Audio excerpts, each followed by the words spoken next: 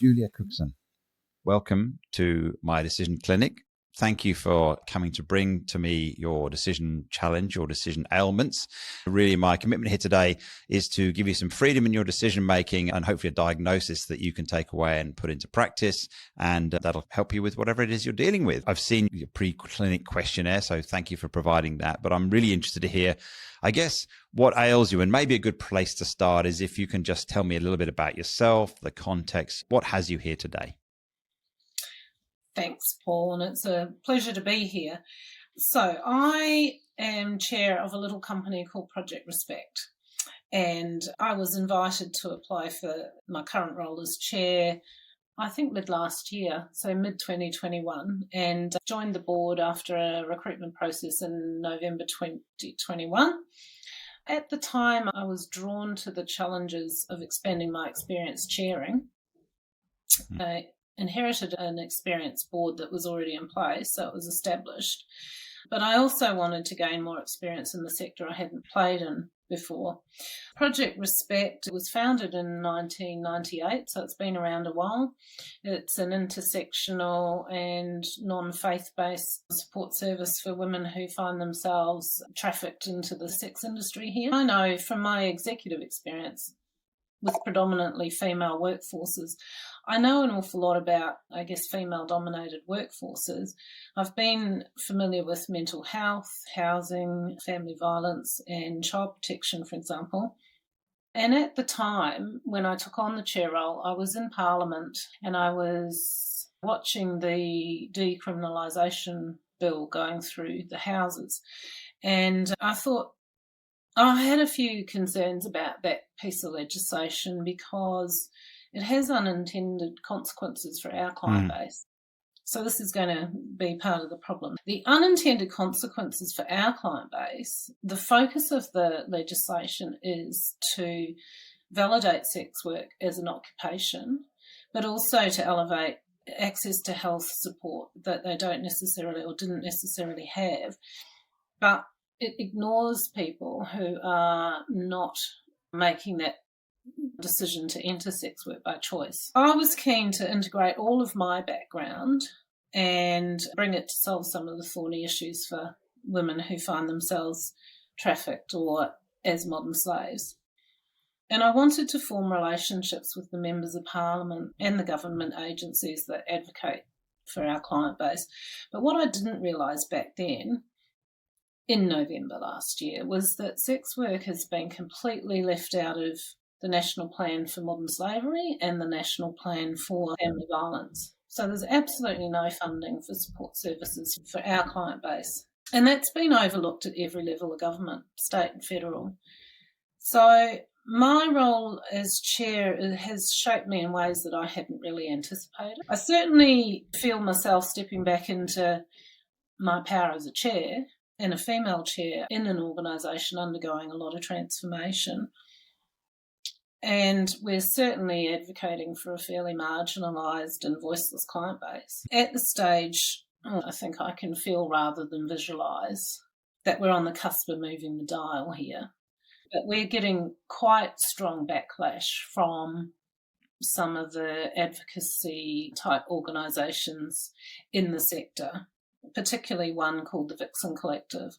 Their mandate really is to advocate for sex work as a valid occupation and as a career by choice, and they're certainly getting an awful lot of support from Fiona Patten, who's a Member of Parliament in Victoria. They don't have a clinical practice, which we do, and they don't accept our focus on trafficking. They don't think it's valid or required. And to me, this is $1 billion sector in Australia earned from trafficking, which I think is huge. And I don't think many Australians would understand that's the size of the industry in their backyard. So I guess the problem I'm facing in there as chair is that Project Respect is facing a fairly tight funding situation. And I think that's been caused by our failure across time to position itself consistently in a fairly fractured sector anyway. We haven't really focused on the experience of our specific client group consistently. So they're largely women who come from the subcontinent, Asia, or Eastern Europe. And those are the backgrounds. Their visa status is fairly precarious. And so across time, what the organisation's done when it's faced a funding shortage is that it's chased the grant dollar or the funding dollar. And really at those points in time, I think it's lost its way. And it's caused the organisation to lose its strategic focus on our specific client base or what we're there to do. And I think that's led to us confusing our clients, confusing the funders and the sector around what we are, our positioning and what our service offering is. So our core decisions, I think, are we still relevant and are we sustainable? That's the problem. Goodness. One of the things that I always say in decision making is that context is everything. Thank you for providing some of that context around the different aspects of legislation that sound like they're in tension against what you're up to achieve. And I can imagine, perhaps just a kind of question for you, that tension, is that what's also making the funding situation less certain or less confident, as in if you're against one piece of legislation or in favor of another? I'm just interested in some of the factors that are driving the challenge of your decision, I suppose. If we go back to the policy, the shaping of policy, the people who have done the research and are creating the policy positioning for state and federal government have not paid attention to this segment of the population in Australia. There's a new National Plan 2022 to 25. The previous one certainly worked with the NGOs and they had line of sight to this cohort of client. When it's moved now, the focus of that policy and that subsequent legislation has been corporates checking their supply chains to make sure that there's no modern slavery in there. So the focus went off the victim and onto the corporation.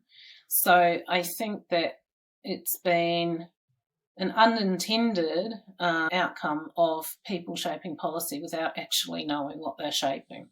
It's gone into legislation, and in Victoria, it's been picked up by people who are wanting to validate sex work as an occupation and have access to health, which is fine. As an organisation, we're not saying that that's a career you shouldn't or couldn't have. What we're saying is that there has to be choice in that, and for our client base, there's no choice. So I think it's been an oversight rather than deliberate. And I know from talking to some of the, government departments in Victoria, and we've obviously talked to border security agencies and so on, and the federal police, they're like, oh, big oversight. Yes. And I can, just because of what I am as a decision doctor, I'm always listening out for decisions, and I can hear in that scenario, in that world you've just painted for us, the lots of different decisions that have been made on the way, many of which, as you say, have unintended consequences. And, just to speculate and to kind of shine a light on a couple of things, I can hear the decision that says, well, the focus on modern slavery is focusing on the corporates and managing their supply chain. You might say, well, and speculation, I don't know, but what drove that as a decision might be, well, the way we can have the biggest impact is corporates, because they're going to pay attention, they're going to take some action. So, as you said, not a victim focus, but a focus on shifting behavior, which might not achieve the ultimate outcome that you want, but at least see some action taken. And therefore, another aspect of that decision might be seen to be doing something. Yes, we're seen to be doing something. We can cause it in supply chains. We can cause corporates to have to examine their supply chains, etc. Those are all good outcomes, and it's not a question of a good or a bad outcome, and it's missing something. And then you end up with this risk of unintended consequences. And certainly what helps better decision making is, before you actually make that kind of decision, really look through all the consequences. What are all the consequences here? What are the trade-offs that if we take that course of action, it might drive, this thing that we hadn't thought about. So that's just something I can hear in what you say. And the same with the legislation for decriminalizing sex work is entirely positive intention. Yes, freedom, access to healthcare, really empowering people to make that choice. And missing, as you say, the sort of consideration that says, well, there's a fundamental assumption in there. And this is another thing in decision making. Often we make our decisions built on assumptions that are not written down or articulated or not even made explicit. There's just an assumption. Not, of course, the assumption is people have made a choice to enter this industry. And what we're trying to do is, who are we to say, no, you shouldn't do that? So yes, let's open the door for entering that industry via choice. Let's test that assumption, because actually the assumption might be there's a whole cohort that aren't entering that industry by choice, but now they're in that industry. They're now covered under the umbrella of sex workers, and what's missing there. And I guess I can hear the challenge with the advocacy groups, again, coming from a perspective called empowering women, giving freedom of choice, all very important outcomes. But then operating against maybe not acknowledging or missing the impacts. So two common things there in decision making. And I just sort of illustrate this partly from people listening, but also to see how this shapes your foundational decision is, what are the factors? The unintended consequences are often factors in decision making that are missing. And then what are the hidden assumptions that decisions are based on, that if we're not prepared to challenge those, and actually I don't want to be as provocative, it's not necessarily not prepared, it's not visible, they're invisible assumptions. We hadn't noticed we'd made that assumption, and sometimes they only become clear when you start to see the consequences and say, well, your assumption is that women enter this industry willingly, and you have an entire cohort that says, well, we didn't, but now we're caught up in the decriminalization of this. Again, back to context, right? As soon as you create a context called decriminalization, that's a big word that can easily spill over into, well, actually, there's no question that trafficking is a criminal activity, but the consequence of trafficking called sex work fits into this decriminalization. Oh, how does that look? So I can see there's some also things that start to get a bit muddy inside of this as decision making. Now, that's all about the decisions that have already been made, about legislation, about the focus of attention. Drilling into your specific situation and the situation of Project Respect, I'd just like to kind of maybe try to shape the decision a little bit, because part of what really works in decision making is having very clear our decision outcome. So the two questions you said were, are we still relevant and are we sustainable? Is that what I heard you say? So how might that look like a decision? Because sort of sustainability might be an outcome from a decision. A decision might be we take a course of action that has a sustainable or not sustainable. And so it might be, this is a question for you, just to kind of help see what's going on, is the assumption that kind of the status quo is unsustainable and therefore there's different courses of action we need to take to be sustainable? Is that where you're coming from? That's where I'm coming from. The other thing I'd call out, which we haven't sort of touched on, is around the interface with family violence. Because coercive control is now criminalised within that space, we would consider that our client base is probably at the tippy-tip end of gendered violence and a lot of cohorts. So we can segment our client base into women who are picked up overseas and deliberately trafficked, and then women who are in arranged marriages or purchased brides that end up here and then are sold into this work effectively by the family that they end up in. So those are the two lines. In both cases, there are structural problems. So if we go back to your question to me about sustainability, yes, I agree that financial sustainability is the outcome, but it sort of feeds into, are we as an organisation still relevant to that client base, and can we as a discrete entity serve that client base, or should we just amalgamate into another non-faith-based organisation and become part of a bigger collective? Because at the moment our women are not being necessarily easily picked up. So I guess we have an education component, one educating the general public, educating the border security and the other agencies and corporates about what to look for. What are the signs of someone who might be trafficked? Because they're not going to tell you. They can't tell you. They don't go to the police because they don't have relevant visas. And so they're deliberately terrified. So I guess the thing is, in terms of sustainability, it goes into not only the financial outcome, but can we as a small organisation keep this going, and to whom? I can hear another decision there. So as you say, if you look from a victim perspective and say, well, there's a decision about, do I come forward? Do I go to the police? Do I talk to my employer about the situation? And I can hear some trade-offs there called, well, if my immigration status is tenuous, then the decision called, if I come forward, the consequences might be me being deported or whatever. So, that's tricky. Or the consequences might be literally deadly to me if I come forward and someone in my environment finds out. The violent situation could escalate. So the reason I point to some of those things is that the sort of environment in which we're making decisions is, of course, in itself an environment that has other decisions being made. And sometimes understanding those decisions that are going on, it helps give us clarity in the decision that we're making in the midst of that. So we can see some of the tensions that are at play elsewhere. And it was interesting you said this, because when you said financial sustainability, but actually when I hear sustainability as a piece in a decision outcome, it can look like many different things. It might be simply critical mass, or it might be sustainable against an environment that's pushing back against us, or so I guess a broader view of sustainability. What I heard there, and sometimes this can help us, so maybe this is a thing for us just to explore for a moment, is what might some alternatives be? So if we said one alternative is just carry on exactly as we are, okay, that might feel unattractive or unsustainable or untenable, but at least that's there as a course of action. Another course of action you just said there was maybe we amalgamate with another organization that's non-faith based, so has a similar value set or intention. What might some other alternatives be? I guess we often don't want to consider, but I guess to turn the whole thing off and just say, we're done. That could be an alternative. That has been one of the items on the table for the board to consider. We have laid out timeframes for ourselves in terms of when we would reach decision gates like that. To me, it's more at the moment the decisions are going to be consider non-government funding. Let's reach out into more consistent type funding, whether that's through philanthropic support for our research, because we're the one entity in Australia, or one organisation in Australia that has deep research in this area, apart from the uni. But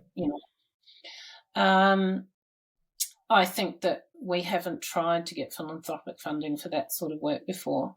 We could go down the pathway of social enterprise. I think those are sort of problematic and require scale that we don't have. But we could also start looking at utilising a volunteer base more than we do. There's lots of different ways of getting scale, because to me, the critical folding up or winding up will be about money. We're not there anytime soon. I always like to keep that in mind when you're dealing with an organisation that's got to transform and turn around quite rapidly. To me, I think that we need to think about sustainability in scale. We are doing the women involved in this part of the sex industry a complete disservice because we're not big enough. We need to scale, we need to partner, we need joined up thinking with other entities to be able to deliver or reach out to other organisations. They need to be educated about what to look for. It is a capacity issue. Okay. I think as much as anything, how do we get capacity? That's the big challenge at the moment. As I say, do we go down the volunteer path? Do we partner with other agencies working in this space? It's not, I don't like to think of these things as an either or. Often my challenge, of course, is I have a view of the world called decision. So I like to help us get some shape around that. The real world often, of course, looks quite different. So yes, it's one thing to say a discrete option is philanthropic funding. Another discrete option is a volunteer workforce. And of course, some combination of the two might be the right answer. And actually in decision making, it helps us to be a bit hypothetical, to draw some, let's say, artificial boundaries between options so that we can see what feels attractive. And then if we see two options that feel attractive, maybe it's that combination. Because one of the things that often helps us by thinking hypothetically distinct is, well, if I just said to you, for example, what might make a volunteer workforce approach attractive? Let's say there's no philanthropic funding, you remain funded by government grant or whatever, and you take on a volunteer workforce. If I asked you what was attractive about that as an option, some of the things you will learn about thinking just about the attraction of a volunteer workforce could then spill over into, oh, well, actually, if we had philanthropic funding as well. So that's just how I like to help my patients think about the decisions that they're making, even if I'm not naive enough to think that, the real world actually comes at us like do X or Y or Z, and that's the only choice. It's often very much grayer than that. But it's really interesting to hear that. One thing you just said there, which I want to test. So an assumption I can hear behind this is actually the assumption is scale. And so just say a little bit about why you think that's the case. Why do I think that scale will help us? Because we have appointed a new CEO in, I'm going to say Carolyn Gowers is her name. Carolyn's doing an excellent job. She must have started about February, I think. And between Carolyn and I, we're opening doors to different government departments at federal and state level, and she's attending a lot of conferences and things. And we just cannot physically get around it all. And also, the national plans are currently being reviewed. So we're really keen to get out and about and engage in sector discussions. We're getting into that space where everybody's realising that this cohort have been left out, forgotten about, and are having a moment. There's also suddenly a realisation amongst the policymakers that it's $1 billion sector for criminal activity. So they're all going, we need more on the ground to be able to advocate at grassroots level, to advocate at state and federal government level, and then at secretarial level in the department. We just don't have enough people that can speak to that level at the moment, and then also deliver services. So one of the things that we are being asked to do more and more is provide education into Border Force, the Federal Police, the family violence providers, VicPol. They start to become aware that they're missing signs, that they're missing. Most of our clients have actually been trying to engage at some level with a system for a very long time and haven't been picked up and haven't been recognised for being trafficked.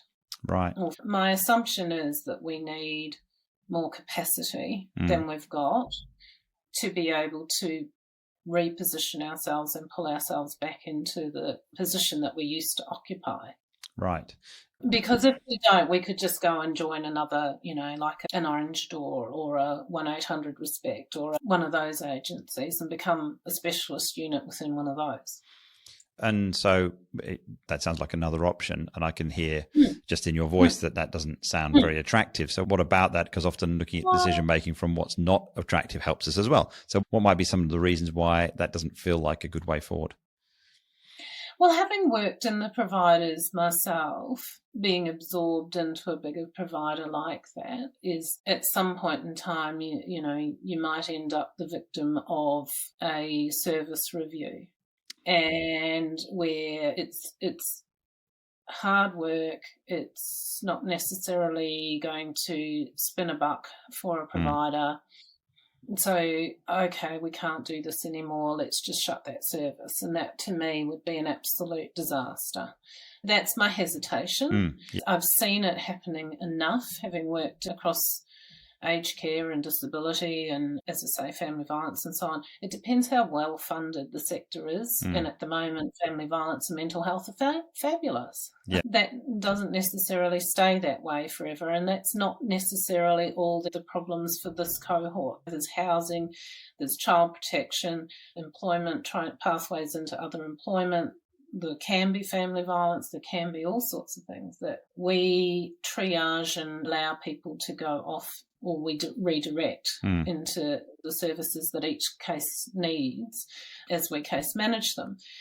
So if you get integrated into a bigger provider, can you meet all the plethora of needs that somebody might come? And the answer is generally no. That's not how these providers are generally set up.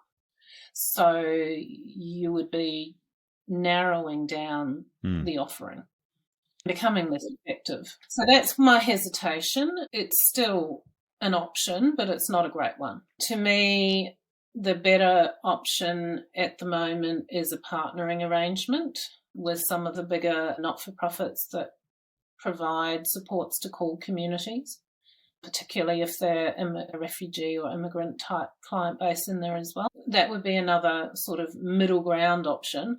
My preference, of course, is that we actually start getting funded properly for this cohort and real attention get paid to it.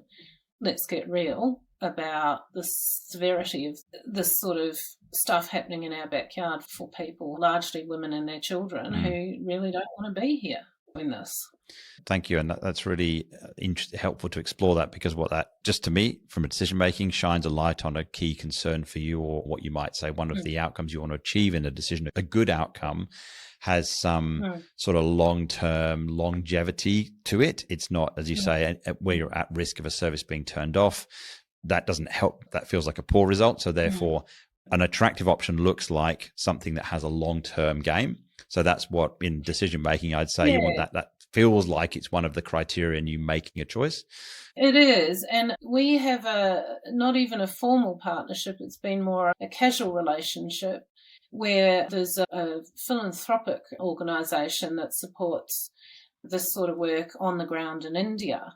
And I attended one of their functions, and I was shocked, Paul, to hear that in India, in the rural parts of India, a girl over 12 years old now is trafficked every 3 minutes. Wow. And that's our client base here. That's exactly who comes here. And so they're at that front end of the pipeline, and we're dealing with the back end of the pipeline. Yeah. We can't sit here thinking, oh, this is just not happening in Australia. It's absolutely happening in Australia. So I want to have all of the decision makers and policy makers at government level acknowledging that this is actually something happening that we need to do something about. I don't expect us to get all the funding for it, but I would like somebody to stand up and listen. And another way we could look at this, which may be for another consult, but is were we standing in the shoes of the policymakers in federal government or state government, what decisions they're making that has this not on the agenda, there's a place to influence, right? That's how would we have them make decisions in a better way that actually accommodate for what we're dealing with, so that we don't end up with things being the unintended consequences that we started this conversation with. What I'm doing here is just seeing what are the drivers that would feel like a good way forward for you. And sometimes the way forward might be blindingly obvious. I can hear where your preference would be, but once we can making a decision, we can start to articulate why it's a good outcome. That then gives us a basis for a conversation for taking that option forward. If you're quite clear that it's a long-term game, so it doesn't work just to go, I can do something short-term, that sets us up for an attractive option is something that needs to have some life to it. I heard you talk about the issue of the service provider is that narrowness, and what actually is important from a client perspective, you might say the sort of breadth of what you can provide is important to them. So you're also an option that allows for that breadth, so that they don't have to go, oh, it's a housing thing. Well, don't talk to us, go somewhere else. So you want that from a client perspective. I can then hear another perspective, which is, and when I hear scale and your challenge of scale, I can hear firstly scale, that longevity scale, the long-term scale. So that's scale over time. I can hear scale in the breadth of service you provide to clients is a numbers game. How many clients can we work with and provide for? So there's scale there. And then I hear scale in probably two other places. Scale in the advocacy piece. In other words, without scale, the voice gets lost in the wind. And what we need is more voices. And as you said, when you look at yourself, and there's only so many conversations you can have in Parliament, and actually with 10 or 20 or 50 of you, that's a different kind of voice. So there's a scale there. And then there's another scale, which is the scale in working with Border Force and so on, in the opportunity to communicate and move it up people's awareness, so that actually we are catching people. That's part of it. So that's the Border Force thing. And then there's, of course, supporting them, which is that breadth of service that you need. And there's probably another piece, and I guess maybe the Border Force is similar. There's also an opportunity for a wider impact, not just Border Force, but it is the corporates, it is the so-and-so, the same sort of awareness and communication and education that you're providing probably has an impact there. So you kind of need to achieve scale for different outcomes. And then the net outcome overall is two core things. One is, of course, addressing the needs of the client, and the other is a preventive measure called awareness and impacting policy and driving change up there. And all of that's a long game. It's not a short-term game only. Of course, there's a short-term gain. Someone presents with a need, we need to address that. But then there's the long-term game. That feels like three clear dimensions of what a good outcome would look like. It's got to have longevity, it's got to have breadth of service offering, and it's got to have scale of voice or visibility, something like that. Does that make sense in terms of how you're thinking? Perfect. Yeah, that's exactly how I'm thinking about it. You've encapsulated it so much more clearly than I would. Well, and of course, my job here is mostly just to shine a light on certain things we can't see, and also to help you test assumptions. And it sounds like your assumption called scale playing out in all of that. So that sounds like it's a meaningful assumption for you. Sometimes we have furphy assumptions that, actually, that really doesn't have an impact here. I've heard you have a range of options as well that you can consider, ranging from, and often these things are blindingly obvious when you sit and pick them apart a bit and then look back at it. And I guess what I'd say is probably identifying those three key area of outcomes. With a longer conversation, we drill into those a bit more.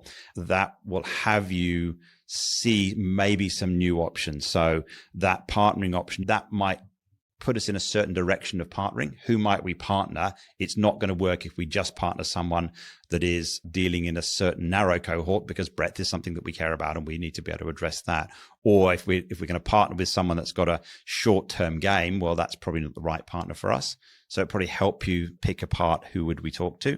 And also I can hear that if that sort of philanthropic way of funding, so if we just look at the money side of things, then that's starting to give you even some criteria as to where you'd look for that money, that conversation. Who's interested in a game that needs to have high visibility? Who's interested in a game that needs to provide options for or support for clients and is a client-centered, holistic kind of solution? Who's interested in funding things that actually are going to be a long-term outcome because they're not just interested in giving me the short-term ROI? So I can just hear, seeing that can probably point you in some directions of some options. Have I missed anything, or is there anything else on your mind? I think that's perfect, Paul. I'm really happy with where we've landed. I think it summarised some of the decision gates for me really, really well. And I think it would be helpful for people listening as well to hear my conundrums and have you analyse, dissect and put them into really clear pieces of work for us to go away and map out. And certainly I very much welcome a follow-up consultation to see how the prescription's playing out. And one thing that just occurs to me, I just want to say for the benefit of people listening in, that this is a really interesting example of decision-making where the topic, the impact you're having on the world is kind of undisputable. It's not like there's anyone going, well, why are you doing that? It's nonsense. This is irrelevant. You know, as soon as you say $1 billion every 3 minutes, it's clearly a really important thing you're doing. And the challenge sometimes is that level of significance and importance can get in the way of being able to make some decisions. Like we can't see past the significance of the work that we're doing. Absolutely. Thank you for bringing this to me to have this conversation when sometimes I'm sure it must occur to you to sit back and put your feet and go, it's all too hard and it's so important, and just literally sit there crying in the corner going, what do I do? So I'm glad that you've come to this clinic today. Thank you, Paul. And I'm really grateful that you've given me the opportunity to do that as well, because you're right, for all of us on the board, it's quite challenging because obviously we've got a real passion for the work and we've got a hairy, thorny problem in front of us. So thank you. Thanks so much for coming in, Julia. Good luck. Let me know how you go.